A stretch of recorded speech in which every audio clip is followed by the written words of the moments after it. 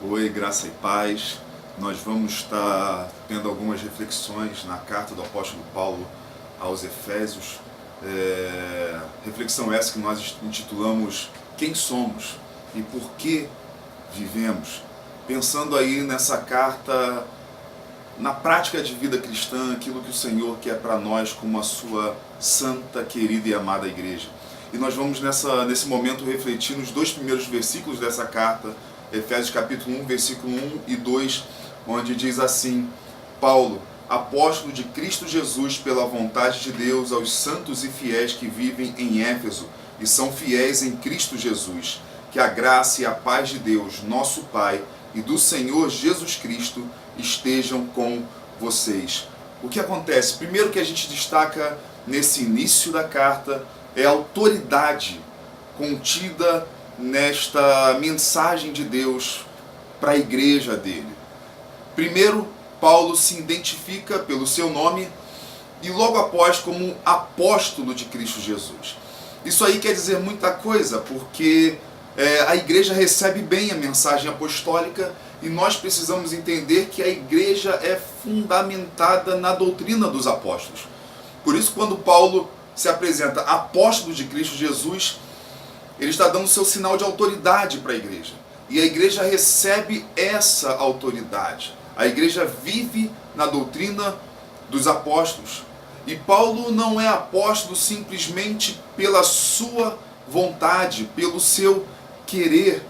Paulo é apóstolo pela vontade de Deus. Apóstolo de Cristo Jesus, porque Cristo é quem chamou seus apóstolos. O apóstolo não se auto-chamava, se autoproclamava. Apóstolos foram aqueles que tiveram um encontro com Cristo, com o Senhor. Como o apóstolo Paulo, mesmo que não era discípulo do Senhor Jesus, ele foi chamado pelo Senhor já depois da morte e ressurreição do Senhor. Depois que ele subiu aos céus, ele apareceu para Paulo, que ainda se chamava Saulo de Tarso, era conhecido como Saulo de Tarso, no caminho de Damasco, e ali houve o grande chamado, a conversão desse homem que era perseguidor da igreja. E agora ele é um apóstolo de Cristo Jesus. Não um homem que leva a mensagem dele, Paulo, mas a mensagem de Cristo. A igreja é apostólica porque ela vive na doutrina dos apóstolos. E apóstolo não pela vontade humana, diz aqui, mas pela vontade de Deus. Quer dizer, um chamado divino. O Senhor chamou ele. Então, quer dizer, o líder da igreja não é aquele que se auto-chama, mas aquele que recebeu um chamado do Senhor para estar assim junto ao seu povo, liderando o seu povo. E a gente vê aqui a característica do apóstolo. Paulo está cheio de Cristo. Em poucas palavras, nesses dois versículos, ele cita 3 vezes Cristo Jesus. Apóstolo de Cristo Jesus. Depois fala da igreja que são fiéis em Cristo Jesus. Depois, no versículo 2, ele dá a graça e a paz do Pai e do Senhor Jesus Cristo. Quer dizer, ele está cheio de Jesus. A igreja precisa de Jesus. E aqui, logo após, ele também dá, além da sua palavra de autoridade, ele fala sobre características ou definições daquilo que é a igreja de Cristo. Quem é a igreja de Cristo? Ele diz aí, Paulo, apóstolo de Cristo Jesus, pela vontade de Deus, aos santos que vivem em Éfeso. A igreja é o quê? Quem é a igreja? A igreja são santos que vivem numa cidade. Santo é aquele que é separado por Deus e para Deus. A gente, como igreja, às vezes tem até dificuldade de dizer e aceitar o fato que somos santos, porque nós pensamos em santos muito na característica daquilo que a Igreja Católica propagou muito, porque santos são os grandes heróis da Igreja do passado, segundo a Igreja Católica. E aí tem São Paulo, São João, São José, Santa Maria Madalena, São Pedro. E aí a gente se compara com esses homens e mulheres do passado e nós pensamos, calma aí, São João Batista, não tem como eu me comparar e chegar a um nível desses grandes irmãos.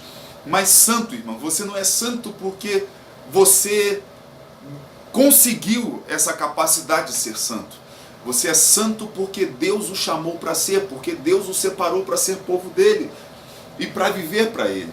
E aí Paulo fala, santos que vivem em Éfeso, santos que vivem na cidade a qual estão.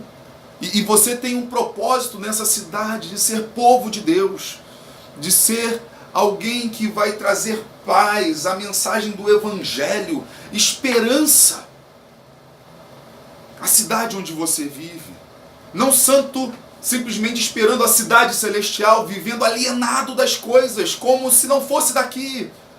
Nós vivemos tanto no reino dos homens, como também somos parte do reino de Deus. E essas duas realidades estão juntas. Nós vivemos o já e ainda não. O reino de Deus ainda há de se manifestar por completo em nós.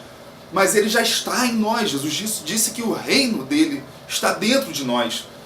E aí nós vivemos na cidade onde estamos, ao mesmo tempo em que somos cidadãos do reino de Deus. Somos de um reino da terra e somos do reino dos céus.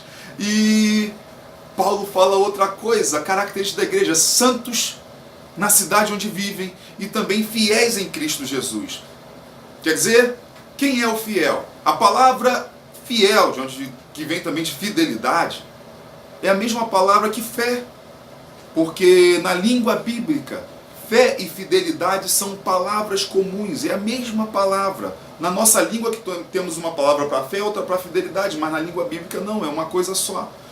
Então espera-se que aquele que tem fé viva com fidelidade ao Deus da sua fé, ao Deus em quem crê. Quem crê em algo é submisso completamente ao Deus em que crê. E aí diz, fiéis em Cristo Jesus. Não apenas fiéis em obediência a Cristo, mas é uma espécie de viver em Cristo, de estar nele. Ao mesmo tempo que a gente está na cidade, como aqui na carta eles estavam em Éfeso, eles também estão em Cristo.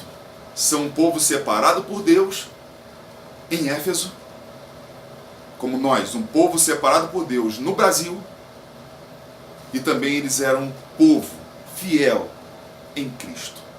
É interessante que a igreja é a noiva de Cristo. E o que se espera da noiva é que ela seja fiel ao seu noivo. E é interessante que a preparação para o casamento, quando nos casamos, diz a palavra que os dois se tornam uma só carne. Quer dizer, é esse viver em Cristo, fiel em Cristo. Cristo está sendo formado em nós, é a mensagem apostólica em Éfeso. Estamos nos tornando um só com Ele, somos a sua noiva. Um só com Ele. E é interessante o seguinte, eu moro num lugar, numa cidade, numa região que é muito mal vista, e eu diria até mesmo que recebe muito preconceito das pessoas, que eu sou feliz aonde eu vivo, que é a Baixada Fluminense. Mas quantas pessoas acham que a gente é roubado a todo momento, que a gente a todo momento tem que desviar de tiro e que é uma violência, uma desordem total, mas na realidade, até mesmo nós daqui de dentro acabamos também trazendo um grande preconceito para o lugar que a gente vive, porque a gente, muitas vezes, eu ouço pessoas dizendo assim acerca de alguns que saíram da nossa região e se mudaram para outro lugar e lá manifestam um mau comportamento, às vezes assim, tá vendo ali um indivíduo, saiu da Baixada, mas a Baixada não saiu de dentro dele. E na realidade, eu acho interessante essa frase porque tem muita coisa boa na Baixada Fluminense, sabe por quê? Porque muitas pessoas vivem na Baixada, mas é Cristo quem vive dentro delas. Elas não são escravizadas ao espírito da sua região. E mesmo que você more no melhor lugar da face da terra, você não tem que levar esse lugar para onde você vai. O que você leva é Cristo Jesus dentro de você. Então a igreja é formada de santos que estão no lugar, mas elas são fiéis em Cristo. Cristo é quem vive dentro delas, seja aonde for. E também outra característica do que é a igreja. Paulo no versículo 2 ele dá a sua bênção para a igreja. E está lá em Efésios, capítulo 1, versículo 2, o seguinte: que a graça e a paz de Deus, nosso Pai, e do Senhor Jesus Cristo estejam com vocês. Então a igreja é o povo que carrega a graça e a paz do Senhor Jesus Cristo e de nosso Deus Pai. Um povo cheio da graça, é um povo que recebeu de Deus um favor que a gente não merece. E a graça não é simplesmente algo que Deus nos dá para que a gente viva no céu um dia, para que a gente seja liberto do inferno, para que a gente não seja condenado com os nossos pecados. Mas a graça, diz a palavra, que somos salvos pela graça mediante a fé. Isto não vem de nós, é um dom de Deus. A graça é um presente do Altíssimo para a gente junto com a fé, nos libertando do pecado, da condenação do pecado. Mas a graça também nos educa a uma ética cristã no lugar onde a gente vive. Paulo disse a Tito que a graça se manifestou educadora a nós, para que a gente renegue a impiedade e as paixões mundanas, uma vida sem santidade a Deus, uma vida sem misericórdia, uma vida sem piedade e de paixões completamente corrompidas por esse mundo, para que a gente viva de uma maneira sensata, justa e piedosa. Quer dizer, tendo senso das coisas, sabedoria, entendimento, vivendo uma vida com justiça e uma vida de piedade, de santidade, de respeito, de adoração ao nosso Deus. A graça em nós e também a paz, como Jesus fala, a paz que Ele dá, não é a paz que o mundo dá, para a gente não ter medo, para a gente não viver atemorizado. Paulo fala também aos Filipenses que nós podemos experimentar do nosso Deus uma paz que excede todo entendimento, e a paz que podemos experimentar que o ser humano na sua natureza não conseguiria, e a igreja ela vivencia essa paz. É interessante, meus irmãos, que essas características da igreja estavam na igreja em Éfeso. Lá em Atos dos Apóstolos, quando fala acerca do nascimento da igreja, é dito, irmãos, que a igreja ela confessava e denunciava publicamente as suas próprias obras. Não era um povo que falava mal dos outros, mas está lá que os que creram vieram confessando e denunciando publicamente as suas próprias obras. Não era um povo que falava mal dos outros, mas eles falavam de si mesmos. Também era um povo que abandonava voluntariamente hábitos contrários a Deus. Diz que os que praticavam magia, reunindo os seus livros, queimaram todos. E não foi Paulo que mandou isso fazer, não foi os líderes da igreja que mandaram fazer isso, era voluntariamente. Eles tinham senso, eles tinham a realidade na sua mente, pelo Espírito Santo, que haviam coisas contrárias a Deus e eles não precisavam ser pressionados, isso era voluntário. Outra característica da igreja lá em Éfeso, que manifesta essa presença da santidade em meio à cidade e a fidelidade em Cristo, é que em Éfeso era adorada a deusa Diana. Lá tinha o templo da deusa Diana, que era uma das 7 maravilhas do mundo antigo. E quando o evangelho chega em Éfeso, as pessoas se convertem a Jesus Cristo. Os homens que fabricavam as imagens de Diana começam a ter prejuízo com isso. E o que acontece? Eles fazem então uma revolta contra os cristãos em Éfeso, gritavam grande a Diana dos Efésios, grande a Diana dos Efésios, provocaram um tumulto. E sabe o que foi dito? Um homem disse acerca da igreja, o escrivão da cidade, ele tentou apaziguar o povo e disse que a cidade de Éfeso é a guardiã do templo da grande deusa Diana, da imagem que caiu do céu, está lá em Atos 19, 35 e 37, mas que eles precisavam entender e se manter calmos, porque eles não podiam agir de forma precipitada, porque aqueles homens a qual eles estavam acusando, que era o povo de Cristo naquele lugar, eles não profanaram o templo e nem blasfemaram contra a deusa deles. Quer dizer, é um povo que sabia respeitar até mesmo a religiosidade que a gente sabe que é falsa, mas que a gente vive de uma maneira pacífica para que as pessoas sejam ganhas no poder do Evangelho. A igreja é um povo pacífico,